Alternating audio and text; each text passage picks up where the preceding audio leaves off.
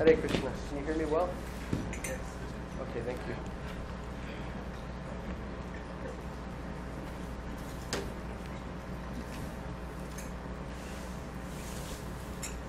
I just wanted to let you know that we'll end a little early tonight.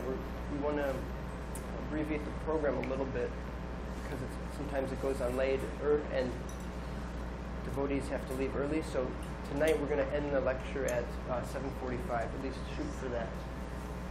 6:45. But we'll have a kirtan afterwards also. Jaya Radha Madhava Kunja Vihari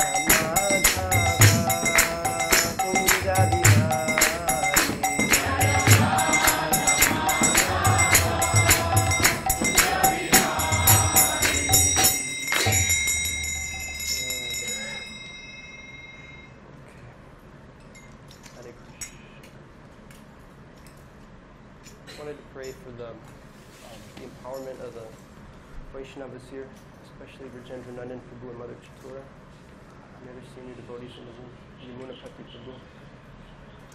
Krishna. Om Agyanati Mirandasya Gyananjana Shalakaya Chakshurumilitam Yena Tasmai Shri Gurave Namaha. I was born in the darkness of ignorance, and my spiritual master opened my eyes with the torchlight of knowledge. So I offer my respectful obeisances unto him and to all members of Sri Parampara.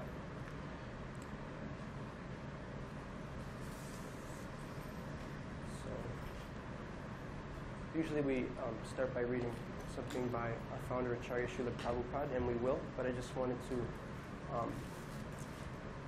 say a little introduction, and then thank you, Prabhu.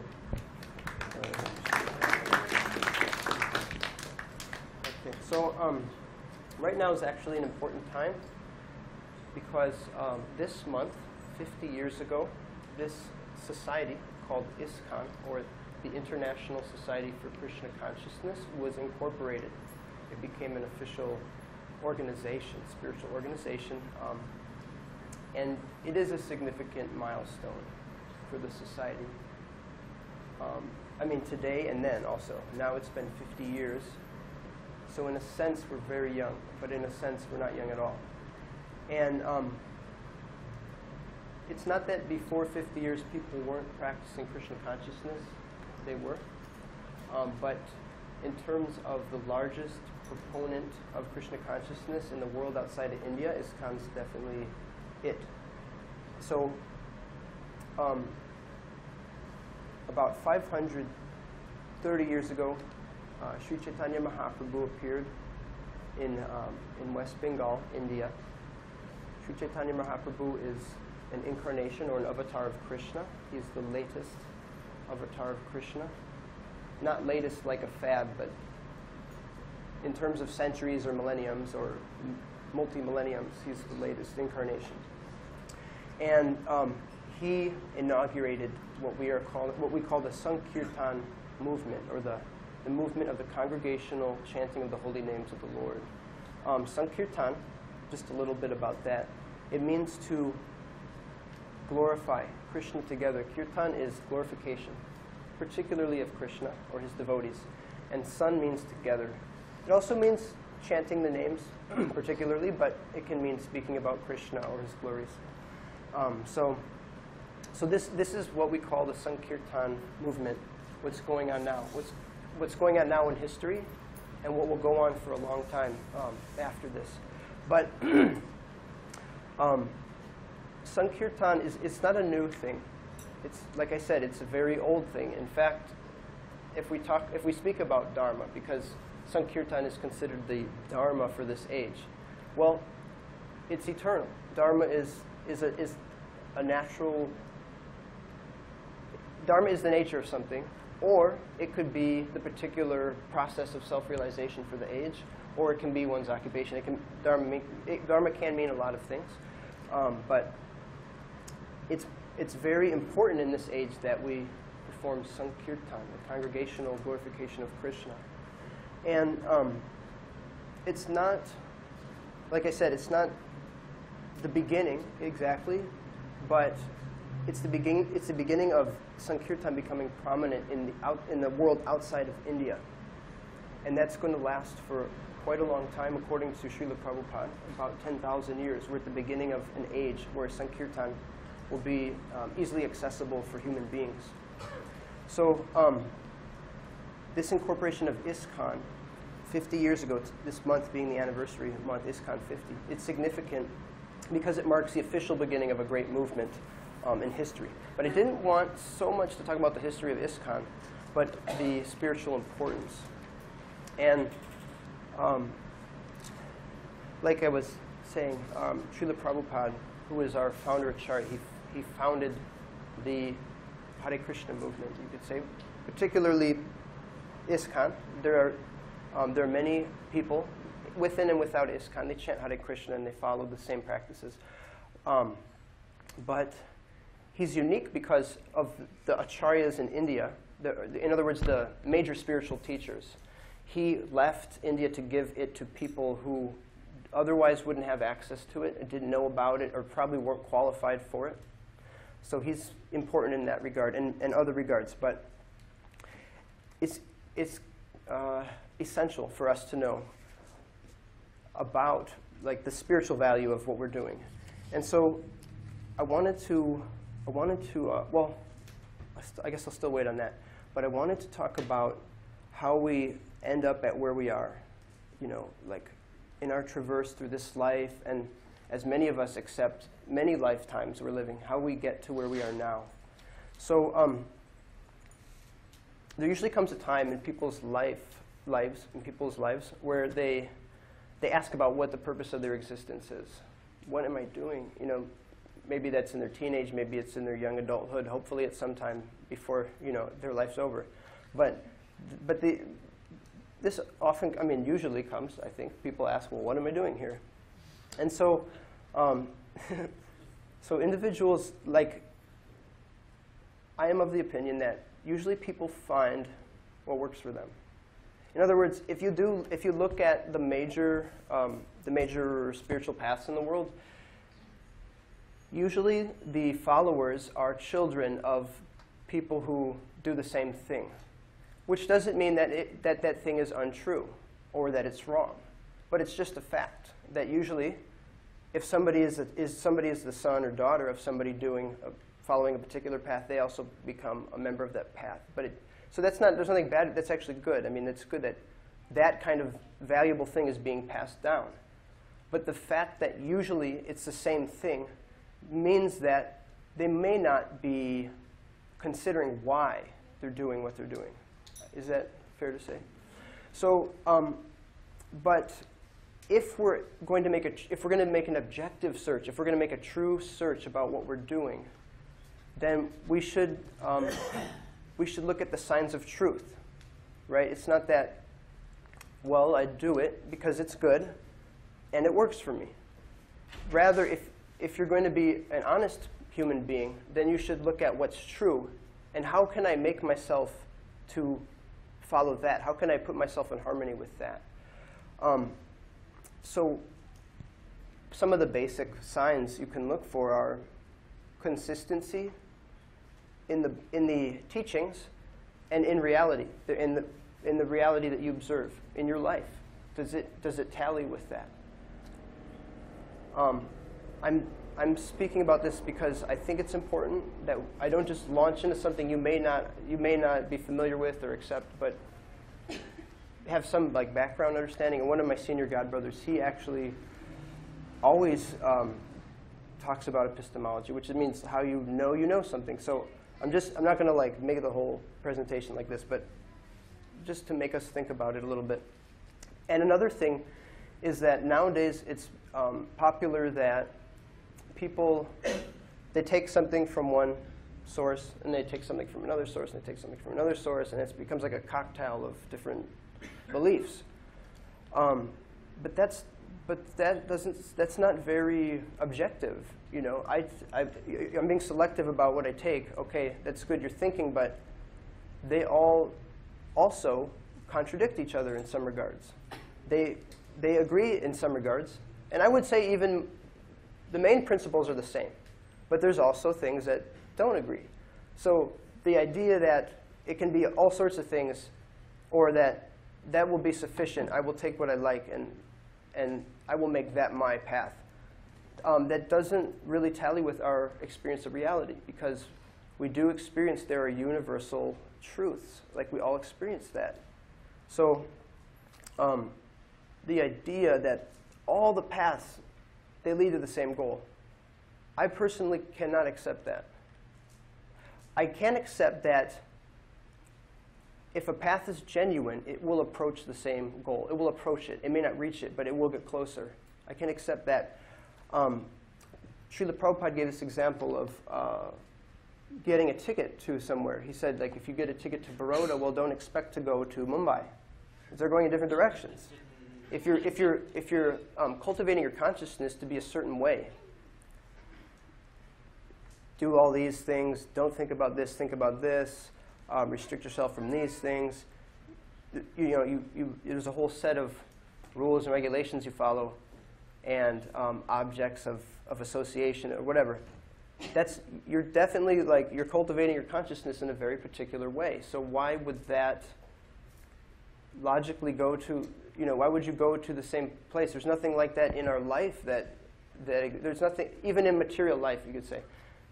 If I study to be an engineer, I'm not going to become a dentist. I'm not going to have that knowledge. I have a totally different set of knowledge. The principles may be the same in those fields, but they're definitely different, and we have to recognize that. And it doesn't mean we should be disrespectful, because we can see the sincerity of people trying to approach the truth. So we should always be respectful. And Prabhupada was a very good example that he actually didn't discourage people in particular faith to stop doing that unless they had higher knowledge. Then they should act according to that higher knowledge. If they had higher realization, you would encourage them with that. But otherwise, he wouldn't discourage them from following even the path that they felt they belonged to. So I'm not going to tell you what you should become, but hopefully I can share some tools with you that benefit you. And one important point that any spiritual seeker should accept to make progress is that there is an objective reality. There is an absolute truth. There is a reality that is independent of what I think of it, that what I want it to be. That's so essential to make progress. That's what I'm talking about. And actually, all the major faith traditions, they do make that claim, that there is actually an absolute truth. So it's not so far out to say that, I think. But a natural conclusion, of this is a natural conclusion because it tallies with our experience of reality. There are universal principles we can see. They always happen to be the same. So that indicates that there is a one objective underlying truth under everything that's causing things to be the way that they are. So from this, an important next step is that if you can get this, if you can kind of accept this, then you should naturally accept that the approach is more or less the same. Okay? If reality is impersonal, then you're going to approach it in basically the same way. If the reality is personal, you're going to approach it in a personal way. You're going to approach it in a certain type of way based on what it is. So where we are here, I want to share with you my understanding that reality is personal, that the absolute reality is personal. And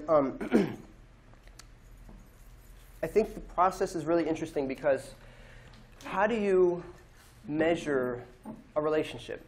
If the truth is personal, if we're personal, and we're trying to approach that, we're trying to return to our original position, which happens to be in a relationship. When I speak of person, I mean we have a relationship. We say Krishna is the absolute truth, and that we have a relationship with that person. But it's really different. It's really unique from other paths because how do you gauge, where you are in a relationship? It's way different than doing any mechanical thing, right? Just like if you're going to school for like we're talking about engineering. Well, you can, if you understand like this type of textbook, whatever intermediate class of engineering textbooks, then you can understand. You have that much understanding of the thing, and it's more or less intellectual. But in a relationship, you might not be so intellectual, but you actually have a very good grasp on what it is. Or you do understand the thing up here well, but you don't have a good grasp. So it's a little bit, I don't want to say tricky, but it's different than any other mechanical thing that we can do, even different processes of faith. So I want to read from a book called the Sri Chaitanya Charitamrita, and the translation and purports are by Srila Prabhupada. Kona bhagye kona jiver shraddha yadi hoy tabase jiva saru sangha ye karai. Translation: if by good fortune a living entity develops faith in Krishna, he begins to associate with devotees. Sadhu sangha hoite hoy shravan kirtana sadhana bhakti hoya sarvanartha nivartana. When one is encouraged in devotional service by the association of devotees, one becomes free from all unwanted contamination by following the regulative principles in chanting and hearing. Anartha nivritti hoyle bhakti nishta hoyte shravanadye ruchi upajoy.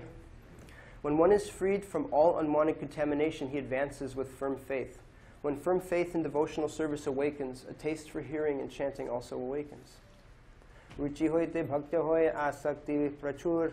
Asakti hoite chitte janme Krishna prikyankur. After taste is awakened, a deep attachment arises, and from that attachment, the seed of love for Krishna grows in the heart. Sei bhava gada hoila dare prema nam, sei prema prayojana sarvananda dham. When that ecstatic emotional stage intensifies, it is called love of Godhead. Such love is life's ultimate goal and the reservoir of all pleasure. Purport. Srila Bhaktivinoda Thakur summarizes this growth of love of Godhead as a gradual process. A person becomes interested in devotional service by some good fortune. Eventually, he becomes interested in pure devotional service without material contamination. At that point, a person wants to associate with devotees. As a result of this association, he becomes more and more interested in discharging devotional service and hearing and chanting. The more one is interested in hearing and chanting, the more he is purified of material contamination. Liberation from material contamination is called anartha nivritti, indicating a diminishing of all unwanted things. This is the test of development in devotional service. If one actually develops the devotional attitude, he must be freed from the material contamination of illicit sex, intoxication, gambling, and meat eating. These are the preliminary symptoms. When one is freed from all material contamination, his firm faith in devotional service awakens. When firm faith develops, a taste arises, and by that taste one becomes attached to devotional service. When this attachment intensifies, the seed of love of Krishna fructifies. This position is called priti, or rati, affection, or bhava, emotion. When rati intensifies, it is called love of Godhead. This love of Godhead is actually life's highest perfection and the reservoir of all pleasure. Thus, devotional life is divided into two stages, sadhana bhakti and bhava bhakti. Sadhana bhakti refers to the development of devotional service to regulative principles. The basic principle for the execution of devotional service is faith. Above that, there is association with devotees. After that, there is initiation by a bona fide spiritual master. After initiation, when one follows the regulative principles of devotional service, one becomes freed from all unwanted things. In this way, one becomes firmly fixed and gradually develops a taste for devotional service. The more the taste grows, the more one desires to render service to the Lord. In this way, one becomes attached to a particular mellow in the Lord's service, Shanta, Dasya, Sakya, Vatsalya, or Madhurya. As a result of such attachment, bhava develops. Bhava bhakti is the platform of purified goodness. We're almost finished, just stick with us. By such purified goodness, one's heart melts in devotional service. Bhava bhakti is the first seed of love of Godhead. This emotional stage is there before one attains pure love.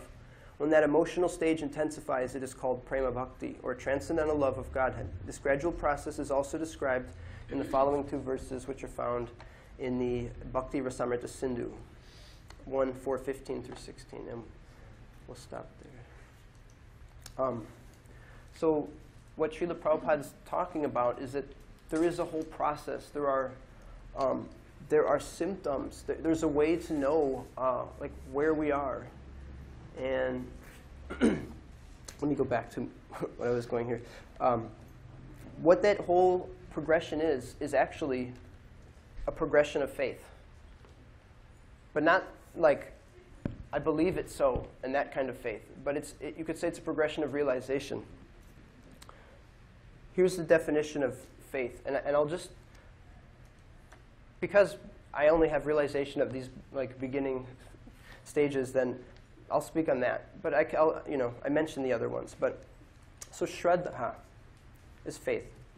Shraddha shabde vishwas kore sudriddha nishchoy Krishna bhakti koile sarva karma krita hoy. Shraddha is confident, firm faith that by rendering transcendental loving to service, one automatically performs all subsidiary activities. Such faith is favorable to the discharge of devotional service. And so that's the very beginning, that there's some initial faith in the idea that this is real, this Krishna is real, devotional service is real, and that I am meant for devotional service to Krishna. And from that, everything else starts falling in place, I guess. Sometimes that, like, yeah, okay, we'll keep it simple. So that's the first stage, is faith, Shraddha. And then sadhu sangha, and then association with devotees. And that's something that can be misapplied or misunderstood, because one has to know what association means. It's not just that you even join a program where there are other devotees. That's part of it. But in other words, that is good, but it is specifically about making relationships with the devotees. Sometimes people think that I come and see Krishna, and that's all I need. But that's not exactly what we're qualified for right now. We should go and see the deity of Krishna, but the way that Krishna likes to be approached is through approaching devotees, is through going through the devotees. And that's actually like a huge tip, or like a huge secret, because he's a person, and no person is a vacuum, right? If I meet somebody, one of you, most likely I'm eventually going to get to meet, all your friends and all your family members, or vice versa. Maybe I meet them first and then I meet you. even the chanting of this mantra you saw before the presentation now includes this reality that there's Krishna and there's Radha. So we go through his devotee first. So sadhu sangha means that we actually begin to make relationships with devotees. And that's also a science, but keep that in mind. That's very important. It's not just, you know, physical proximity. We all, just like I used to go to church, and, you know, my family would go there, and then there's part of the mass that you shake hands with people around you. But the whole point of that is so you get to know your brothers, your sisters, you know. It's not just that you shake hands with somebody. I mean, that's good, but that's meant to like catalyze, that's meant to like start something else. So association with devotees. And then the next is called bhajana kriya, which is the definition Prabhupada gives, is performance of devotional service to Krishna. It includes surrendering to the spiritual master and being encouraged by the association of devotees so that initiation takes place. The way I think about it is that we actually have to make Krishna the center of our lives. Not that we're doing stuff around, like, we're doing stuff and we're our job or our studies or whatever, family responsibilities, and then we fit Krishna in where we can. That's not actually bhajana kriya. Bhajana kriya means that Krishna is in the center in different ways, and our life is working around that. Like, all of what we're doing is just to support that. We're chanting. The first thing we do when we get up, well, besides brushing our teeth and bathing and, you know, trying to get into good consciousness, is that we think about Krishna. That's the first thing we do. And hopefully it's the last thing we do too. And there's a lot of that in the middle. But it's not just like we sprinkle Krishna in our lives. That's not bhajana kriya. That's good if you can sprinkle Krishna in your life. But that's actually unnatural for us. We're actually naturally meant to have Krishna in the center all the time. So it would behoove us to begin that and to try to understand what that is. And then the last one I'll talk about is called anartha-nivritti, which means basically that we're trying to diminish the unwanted habits. Because there's, like, yoga, this is also a form of yoga, bhakti yoga, is all about adding something positive to your life. That's what it means. Yoga means to link up, to add. But to make that process easy, then there's a lot of things that we have to clear out. There's a lot of dust in the room before we can, you know, furnish the room. We have to clear out all the dust before we can actually, like, live our lives, you know. Sometimes it's compared to being in a hospital. Actually, you could say the whole process of becoming purified is like being in a hospital. That's not our natural condition. We get cured, and then we can live our real life. In other words, just coming up to the point of liberation is not really our life. That's not a real life. It's not actually what's going to make us happy. It's good. It's good. And even those of us that have started the process can see how, because of doing that, then we're actually quite peaceful, usually. Not all the time, because we're not totally Krishna conscious. But it's just like a huge cloud lifts off you because you're making the endeavor to remove those unwanted things. And those are called anarthas. Artha means valuable thing. And anartha means something that's not valuable. So that can be a very long process for many of us who are experiencing that. But that's something we have to go through. It's not a cheap thing. If people tell you that spiritual life is a cheap thing, then you're probably not getting good information, because, you know, if you want something valuable, you have to work for it. See, diamonds are expensive for a reason. If we want to experience what these great Srila Prabhupada or his followers are talking about, then we have to do the deep scrubbing. We have to do these things. And that, like all the previous things I mentioned, you know, associating with devotees and faith and bhajana kriya and doing bhajan, all those things they're making that happen. Like we have to do the homework. We have to actually do these things that they're instructing us to do. And they may appear to be uncomfortable or even painful, but that'll actually make us happy. And we can see, like, what really makes us happy is when we're Krishna conscious. There's so many examples of it, and, you know, maybe it's even cliche now, but Like we do see people with a lot of money, but they're not happy. Or maybe there was a time in our life where we felt we were like materially pretty comfortable, but maybe we were lonely, you know, and we weren't actually happy. And I always think of that movie, A Christmas Carol. You know, there's like Scrooge. He's he's such a miser, and he doesn't have any friends. And then he sees the family. I don't know what it's, Tim or something. But anyway, he's looking at one of his workers and his family, and they don't have anything practically, but they're happy because they've got each other. And so that is the wealth of having Krishna as at least as a Lord, as having some beginning of relationship with Krishna, is that we actually feel satisfied even if things on the outside aren't going well. I've got 5 minutes, but how do I end now? Well, it's important that we know we're making some progress, and that's why I wanted to talk about this, because for us to see others and to see those who can guide us, we should know something about that. Because if we don't have a little bit of knowledge in this regard, then we actually won't know who's a qualified person to help us, you know? And so there's one thing.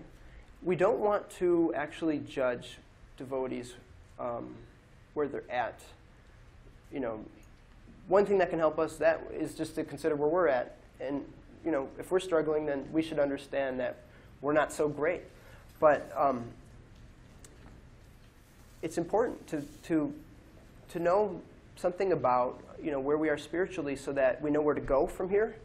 We know how we can help others if there are people below us spiritually, and who is a genuine teacher, who is a genuine person to follow. That's all those things are actually, they're essential. All those things are essential to move into the next step, you know, to make the next step. You're also fortunate because according to the passage I read, if one is very fortunate, they actually get the seed of devotion. They actually get association with devotees and the pure message. So you were very fortunate, but you know, one mistake to make is not to finish that, not to cultivate your good fortune. It's like you have the lottery ticket and then you just don't cash it in. You know, it's like, what are you doing? Or one example is given, you know, it's like wearing a jewel, but you just forgot you had it there. You know, like that's how we're considered to be. That we have something really valuable, but we don't take advantage of it. To bring it full circle,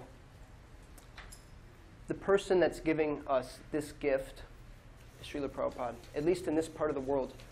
Actually, a lot of you have told me, coming from India, that you hadn't understood this culture properly. It means the philosophy and the culture properly until you came in contact with the teachings of Srila Prabhupada. And some of us had no idea, really, what was Krishna consciousness until coming across the message.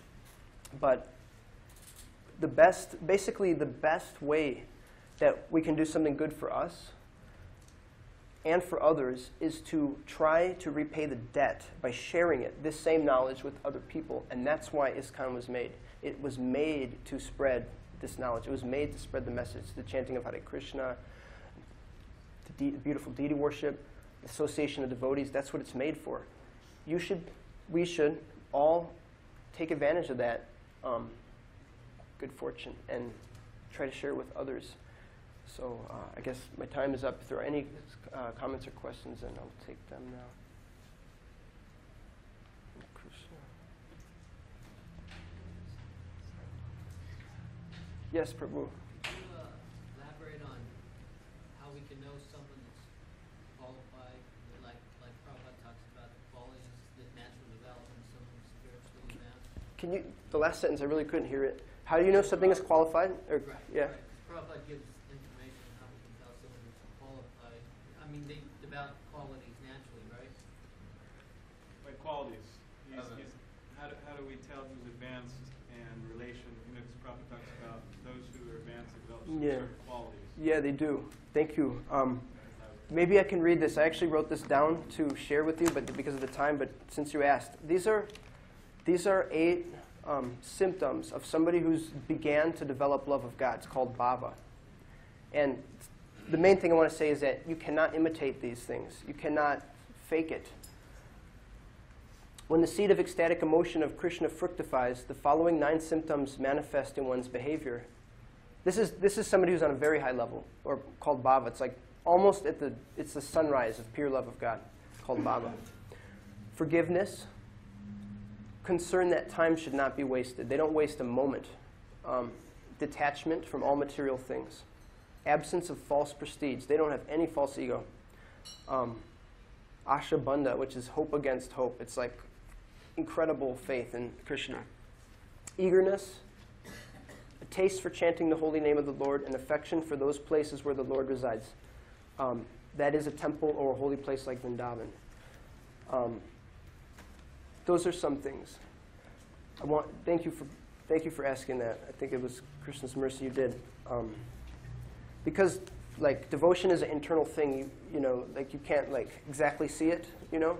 One thing that's very easy for us where we're all at is you can see how people become detached from material things. That doesn't give you the full picture, but that is something that can indicate that. If they're very interested in Krishna and they also are detached from material things, that's a pointer. But Guru, Shabde Parecha Nishnatam, Brahmanyupashamashram. They know the Shastra, the Shabda, the Vedas, they know that knowledge, they realized it, and they're detached from all material things. That's somebody. Those are like 3 like points that you can follow. That's a guru. Yeah, Hare Krishna. Okay. One more, Prabhu. Hare Krishna. Prabhu Jayesh Prabhu. You mentioned that ISKCON is now 50 years in America. And I was wondering what kind of contribution it has made in terms of helping society in general. Yeah, well, how do we measure the success of ISKCON? How do we measure spiritual success? That goes back to qualities. Because did we open many hospitals? No. We have opened some hospitals. But did we do all the things that other altruistic groups did? No. Maybe. We distribute prasadam. We do distribute sanctified food offered to Krishna. But people's lives have been changed in a dramatic way, in an amazing way. That's actually unappreciable by most people. I think that's safe to say the effects of what ISKCON is doing is not appreciable by most people because they measure success in material terms. Even if it's good, like even if something is good, it may not be spiritual. If you do good works, that's great, and you should continue, and we should encourage people to do good things that help other people's bodies and minds. But if you don't do anything for the soul, they're going to end up exactly in the same place they have before. So anything, that doesn't actually awaken Krishna consciousness in somebody is not actually a success. It's good. We should encourage people to do that instead of being hedonists. But the real welfare work, as Lord Chaitanya says, is para upakar. The greatest welfare work is to Bharata Bhumite Hoila Manusha Janamyar Sarvata Prachara. Can't remember the rest of the verse. But the para upakar is to give Krishna consciousness to other people. That will help society. That will completely change people's life. Where are they going? What direction are they going? Are they going up? Are they going down? Where are they going? That's our success. We're actually changing the lives. Not we, but whatever. ISKCON, not me, but changing the lives of people in a significant way, making them devotees of Krishna. That's success. So, if you can accept that, if you get that, then we can appreciate that we're actually doing not me, but Prabhupada and his followers are doing the greatest welfare work by that service. So, Prabhuji, Hare Krishna. I was shocked to hear that in the last 50 years, over 500 million pieces of literature on spiritual knowledge have been distributed that were translated and written by Srila Prabhupada. And someone may not accept this statement, but when some of us old-timers took to Krishna consciousness, vegetarianism that was a joke. People thought that was crazy idea. The idea of karma in America was this way, that was not heard of. Reincarnation, yoga. There is some correlation, whether you accept it or not, that the spiritual knowledge delivered and empowered by the Lord, by Krishna, the absolute reality we're saying is impacting the planet favorably. It's probably saved us from far greater pain and suffering than we're even undergoing in the world today. I don't know how to. Thank you. Yeah. I don't know. I guess I should say something, because based on what Rajendranand Prabhu said, we don't maybe know what the benefit is, but there is also the alleviation of incredible suffering on human beings, on the planet, on all living entities because of people taking the Krishna consciousness. It's said that the only reason rain is falling, according to Shastra, the only reason rain is still falling is because some people are still performing Dharma. That's it. If there's no Dharma being followed, the nature just goes haywire because there's no reciprocation with those who are administrating natural events, the devas, if you will. That's the only reason things are going on peacefully to some extent, is that some people are still performing Krishna conscious activities, materially even. So, but to explain that, to get that whole, accept that entire like worldview might be like a kind of a leap to, teach to everybody. But yeah. Okay, I'm going to end because I'm now over time. Thank you very much. Hare Krishna.